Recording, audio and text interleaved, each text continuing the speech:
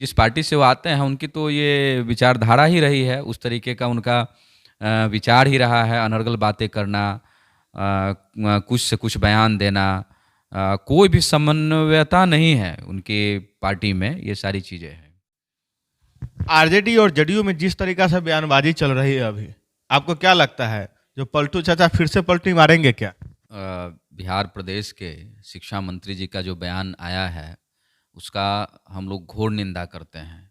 ऐसे समय में जब पूरा देश और बिहार राज्य को विकास की बात करनी चाहिए, जो बिहार का जो गौरव है उसको पुनः स्थापित करने की बात होनी चाहिए, महिलाओं के सम्मान की बात होनी चाहिए, युवाओं के रोजगार की बात होनी चाहिए, दलितों के सम्मान की बात होनी चाहिए। और इस समय में ऐसे बातों को छेड़ना, ये समझिए कहीं से भी उचित नहीं है। और उस समय में रामचरितमानस में जो लिखा गया था कि वो कर्म के आधार पर था, कर्म के आधार पर जो जैसा कार्य करेंगे उसको उस तरीके का संज्ञा दिया जाएगा। मान लीजिए कोई अगर किसी समाज से आते हैं और वो अगर बुरा कर्म करते हैं तो उनकी संज्ञा उस अनुसार से दी जाएगी। और अगर कोई अगर जिसको आम तौर पे जिस भाषा में बोला जाता है कि थोड़ा सा दबे कुचले लोग हैं, वो अगर अच्छे कर्म करेंगे तो वो भी जो है ब्राह्मण की दृष्टि में आएंगे। तो ये चीज़ें होता है और इसमें पूरी तरह से ये गलत बात है। पूरा बिहार इसको लेकर के घोर निंदा कर रहा है। और उनकी तो पार्टी की, जिस पार्टी से वो आते हैं उनकी तो ये विचारधारा ही रही है, उस तरीके का उनका विचार ही रहा है, अनर्गल बातें करना, कुछ से कुछ बयान देना, कोई भी समन्वयता नहीं है उनकी पार्टी में, ये सारी चीज़ें हैं। आरजेडी और जदयू में जिस तरीका से बयानबाजी चल रही है अभी, आपको क्या लगता है जो पलटू चाचा फिर से पलटी मारेंगे क्या? देखिए, माननीय मुख्यमंत्री जी जिस तरीके से आरजेडी का सहारा लिए और उन पर जिस तरीके से अभी प्रेशर पड़ रहा है, उनका तो मकसद ही था कि भाई तेजस्वी जी को मुख्यमंत्री बना देना है। लेकिन अभी तेजस्वी जी को मुख्यमंत्री बनाने के पक्ष में माननीय मुख्यमंत्री जी नहीं है, ऐसा लग रहा है। और हम लोग चाहेंगे कि बिहार का विकास हो। और पलटने की बात जहां आप बोल रहे हैं तो ये तो जो है आप देखते ही आए हैं, इतने समय में कितनी बार जो है पलटने का काम हुआ, क्या हुआ नहीं हुआ, ये सारा चीज़ आप लोग सब लोग, हम पूरा बिहार प्रदेश देखता आया है। अब के समय में पूरा बिहार का एक एक जनता जो है वो भारतीय जनता पार्टी के पक्ष में अपना मूड बना चुकी है। और 2024 में भी बीजेपी के पक्ष में फुल मैंडेट मिलेगा। और 2025 में भी हम लोग तो फील्ड में घूमते रहते हैं, गली गली घूमते हैं, गाँव में जाते हैं, तो वहाँ आम लोगों का जो बात है उसको हम लोग सुनते हैं, उनका विचार को समझते हैं। और उन लोगों ने एकदम साफ कर दिया है कि इस तरीके से पलट करके और पूरे बिहार को अस्थिर करने का प्रयास किया जा रहा है, आम जनता का नुकसान हो रहा है, शिक्षा पर कोई बात नहीं हो रही है, शिक्षा व्यवस्था पूरी तरह से धराशायी है।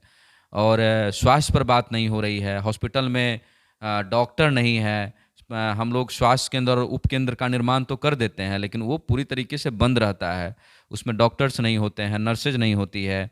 तो ये तो इस तरीके से शिक्षा की स्थिति बेहाल है, स्वास्थ्य की स्थिति बेहाल है, भ्रष्टाचार चरम पर है, ये सारी चीज़ें हैं। छपरा में जो कांड हुआ उसमें कितने लोग मारे गए जहरीली शराब पी करके, उसमें अगर प्रशासन अगर चाहता तो क्या जहरीली शराब का निर्माण हो पाता? उन्होंने चाहा ही नहीं, उस पर काम ही नहीं हुआ, तो उस पर ध्यान देने की जरूरत है। अब एक बार नल जल पे बोले थे, जो मुख्यमंत्री का जो नल जल का योजना है, यह भैंस धोने का काम करती है का। और जो शराबबंदी आप तो जो देख ही रहे हैं किस प्रकार से बिहार में सफल है या विफल है, देखिए, इसके बारे में नल जल जो योजना है वो बेशक एक अच्छी योजना है। उसमें मान लीजिए जिस तरीके से उसका बोरिंग करा करके उसके लेयर को मेंटेन किया जाता है और एक शुद्ध पानी जो है लोगों को दिया जाता है, टैप के थ्रू घर घर पहुंचाने का काम जो है हुआ है। लेकिन वो सही मायने में उस पर जो है अगर आप 10 में अगर काउंट कीजिएगा तो हमको लगता है 2 ही जो है पॉइंट उसमें मिलेंगे नल जल की सफलता के लिए। बेशक एक महत्वाकांक्षी योजना माननीय मुख्यमंत्री जी का ये था, लेकिन ये पूरी तरीके से असफल रहा है। इस पर कोई सही तरीके से काम नहीं हुआ। पंचायतों को दे दिया गया ये काम, और पंचायत में किस तरीके से जो है लोग काम करते हैं ये सब लोग जानते हैं। तो इसको दुरुस्त करने की ज़रूरत है। शराबबंदी तो पूरी तरीके से फेल है, और अब तो होम डिलीवरी तो आज से नहीं, बरसों से चला आ रहा है, वो तो पूरा फेल है, उसमें कोई कहने वाली बात नहीं है। अब शराबबंदी अगर फेल नहीं होता तो इतने लोग नहीं मारे जाते। गोपालगंज में भी कुछ दिन पहले जो है जहरीली शराब पीने से मौत हो गया था, इधर छपरा में हो गया। आए दिन जो है शराब पकड़ाते रहता है, और उसमें प्रशासन की भी संलिप्तता सामने आती है। ये सारी चीज़ें हैं, तो ये तो फेल तो है ही। सवाल लास्ट में जाते जाते क्या लगता है इस बार जो आगामी जो विधानसभा चुनाव होगा उसमें बीजेपी अपना चेहरा पे मुख्यमंत्री का चुनाव लड़ेगा या फिर से पलटू कुमार चाचा के साथ लड़ेंगे? ख्याली पुलाव तो पक ही रहा होगा जिस तरीके से आरजेडी और जेडीयू में जो अभी जो बयानबाजी चल रहा है उसमें आप लोगों का मन में खुशी का ख्याली पुलाव चल रहा है। बिल्कुल, देखिए हम लोग भारतीय जनता पार्टी के कार्यकर्ता हैं, और भारतीय जनता पार्टी ज़मीनी स्तर पर काम करती है। ये विचारधारा की पार्टी है, विचार की पार्टी है। यहाँ राष्ट्रीय स्वयंसेवक संघ, विश्व हिंदू परिषद, अखिल भारतीय विद्यार्थी परिषद जैसे अनेकों संगठन, जो वैचारिक संगठन हैं और जो जिनका एक ही मकसद है राष्ट्र निर्माण करना, बिहार प्रदेश को एक विकसित प्रदेश के रूप में स्थापित करना, उसको लेकर के जब हम लोग सरकार से अलग हुए उस समय में हमारे कार्यकर्ता पूरी तरीके से उत्साहित थे कि अब हम लोगों को खुल करके काम करने का मौका मिलेगा, और हम लोग भी उत्साहित हैं। हम लोग पूरी तन्मयता के साथ ज़मीनी स्तर पर काम कर रहे हैं, कार्यकर्ता हमारे काम कर रहे हैं, और आने वाले समय में बिहार प्रदेश में भारतीय जनता पार्टी का मुख्यमंत्री होगा। 2025 में हम लोग अपनी पार्टी का, हमारा अपना मुख्यमंत्री होगा भारतीय जनता पार्टी। ये हमारे कार्यकर्ता से लेकर के आम आवाम की आवाज़ भी है कि एक बार पुनः जो है भारतीय जनता पार्टी को मौका देना है और मुख्यमंत्री बनाना है पूरे मैंडेट के साथ, ताकि केंद्र में भी आदरणीय नरेंद्र मोदी जी की सरकार है, और जब बिहार में भारतीय जनता पार्टी की सरकार बनेगी तो बिहार का परिदृश्य कुछ अलग होगा, और बिहार एक विकसित राज्य की श्रेणी में स्थापित होगा। उस ओर हम लोग काम करेंगे।